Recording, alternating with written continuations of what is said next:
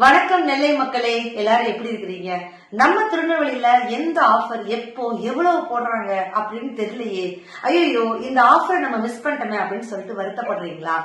Dress shopping பண்ணணும் அப்படின்னு நினைச்சா பட்ஜெட்ல வாங்கினா ஆஃபர்ல வாங்கினா எப்படி இருக்கும் அப்படின்னு யோசிக்கிறீங்களா?